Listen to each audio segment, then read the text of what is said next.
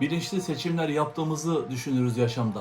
Oysa sıklıkla alışkanlıklarımızın ürettiği tanıdık olan şeyleri seçeriz. Tanıdık olan ise her zaman sağlıklı değildir. Fark etmek ve tutum değiştirmek bu kısır döngüyü kırmanın ilk adımıdır. Gündelik yaşantılarımızı hangi alışkanlıklarla geçiriyoruz? Zamanımızı nasıl yapılandırıyoruz? Çok okuyanlar, bilge insanlar, çok tembel olanlar, cahil insanlar, çok yemek yiyenler, obez insanlar olurlar. Neye odaklanırsanız onun sonuçlarını siz kendiniz yaptığınız, ettiğiniz şeylerle yaratırsınız hayatta. Sahip olduklarınızdan hoşnut olun. Her şeyden olduğu haliyle zevk alın. Eksik bir şey olmadığını anladığınız zaman tüm dünya size ait olur. En zengin insanlar sahip olduklarının değerini bilen insanlardır. En yoksullar ise hiçbir şeyle yetinmeyen, sürekli daha fazlasını isteyen, doyumsuz ve açgözlü olanlardır. Bütün dinlerde en büyük günahlardan biri açgözlü olmaktır. Doğru ilkeleri defalarca uygulayarak kendi beyninizi disipline edin. Ondan sonra her şeyin düşünmediğiniz kadar kolaylaştığını göreceksiniz ve size hizmet ettiğine şahit olacaksınız. Bir toplumda tüm yurttaşlar için uygun besleyici çevresel koşullar, yeterli olanaklar yaratıldığı takdirde herkes potansiyellerini geliştirebilme, gerçekleştirebilme ve sağlıklı bireylerden oluşan bir toplum yapısına katkıda bulunma, nitelikli yurttaşlar olma imkanlarına kavuşacaktır. İşte böyle toplumlarda huzurlu, sağlıklı, gelişim, mutlu bir toplum inşası ancak mümkün olabilir. Zorluklarla karşılaştığımızda sahip olduğumuz donanımla bunlarla baş etmeye çalışırız. Ancak bazen hiçbir şey işlememeye başlar ve yaşam deneyimleri sorun haline gelir. Sorunlar ve zorluklar, engeller büyümeye, olgunlaşmaya ve gelişmemize, güçlenmemize neden olan kuralları, çapımızı öğrenmemizi, gerçek gücümüzü keşfetmemizi sağlayan deneyimlerdir, enerji çoklamalarıdır aslında. Suçlama, yargılayıcı olmak, sorumluluk ise öğretici olmaktır. Kimi suçlayabilirim yerine neden sorumluyum demeliyiz. Neden sorumluyum? Kendine yönelik kendimi affetmeye gönüllü müyüm? Nasıl hissetmek istiyorum sorularını yönettiğimizde kendi tepkilerimizi diğerlerinin davranışlarından ayırabiliriz ve bunu başarıncaya kadar da hayatta güç kaybetmeye devam ederiz. Bunu yapmadığı sürece yalnızca bir kuklasın ve iplerin başkalarının elinde. Öğretici sorular kimi suçlayabilirim demek yerine sorumluluklarımı, seçeneklerimi keşfetmem gerekir demeliyiz. Sorumluluk insan yaşamını mucizevi şekilde değiştirici bir işlev taşır. Benim yaşamımdaki en önemli farkı yaratan nedir? Kim olduğumu, nasıl bir insan olduğumu, nereye doğru gitmekte olduğumu saptayan şey nedir?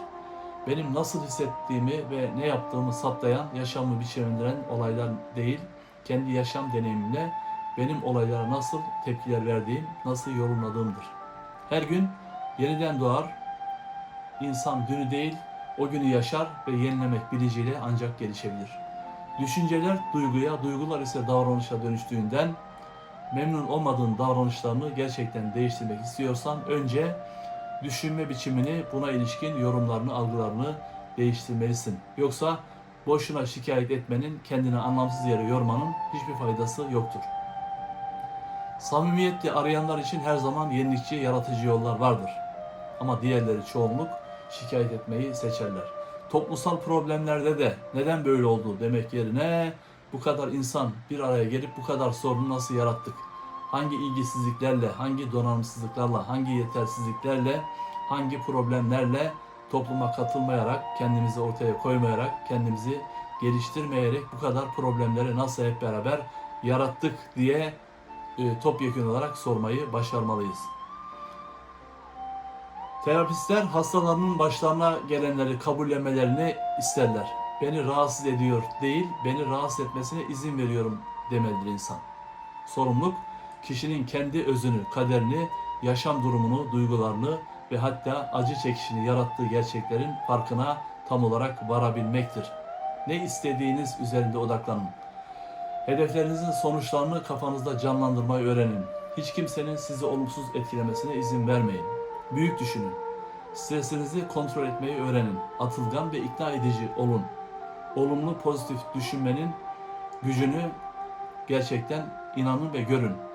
Belli hedefler belirleyin ve onlara sık sık gözden geçirerek düzeltmeler yapın. Zihninizi geliştirmek için her gün kendinize biraz zaman ayırın. Kitap okuyun, beslenin, bilgilenin ve başkalarına kendinize karşı saygılı, nazik ve hoşgörülü olmayı öğrenin. Yaşam cesurları sever. Her şeyi sevgiyle yapın ve cesur olun. Psikoterapilerde psikolojik rahatsızlıkların belirtilerinin altında yatan bilinç dışı etkenlerin bilinç durumuna getirilmesiyle problem sahibi insanlar içgörü kazanırlar.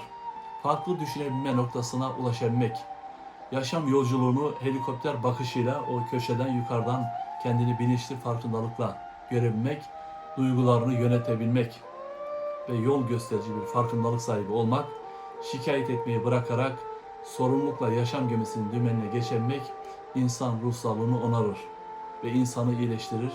Yeni dünyalar kuracak güce ulaşabilmesini sağlar. İşte psikoterapideki iyileşme budur. Bazı yıkılışlar da daha parlak ayağa kalkışların habercisidir hayatta. Sosyal bilimciler sadece toplumu ve insanları değil, bir bütün olarak yeryüzündeki yaşamı anlamaya, açıklamaya ve anlamlandırmaya çalışan aktörlerdir. Sorumlu olduğunda tren geçtiğinde rayların üzerine tesadüfte bulunmadığını ve kendini rayların üzerine koyanın bizzat sen olduğunu göreceksin. Kendini oraya yerleştiren düşman bizzat sensin ve bunu bırakman gerekir. Güzel bir dünya kurabilmek için önce kendini sabote edebilmeyi ve diğerlerini suçlamayı, sorumluluk almayı öğrenmelisin. Yaşamınızı değiştirebilir. Kendi kendinizi iyileştirebilirsiniz. Şimdi yapmanız gereken tek şey bilinçli ya da bilinçsiz olarak yaptığın yanlış alışkanlıkları terk etmek ve bu stratejileri kendini nasıl daha iyi hissettiğini fark ederek görebilmektir. Gerçekten de bütün bu iyi ve kötü şeyleri yaratan yurttaşlardır, aktörlerdir, ailelerdir. Toplumdaki tüm iyilikleri ve kötülükleri yaratan o yurttaşlardır, bireylerdir. Dolayısıyla toplumdaki her türlü güzelliklerden ve kötülüklerden her birimiz insan olarak sorumluyuz. Diğerlerini suçlamayı bırakmamız gerekir.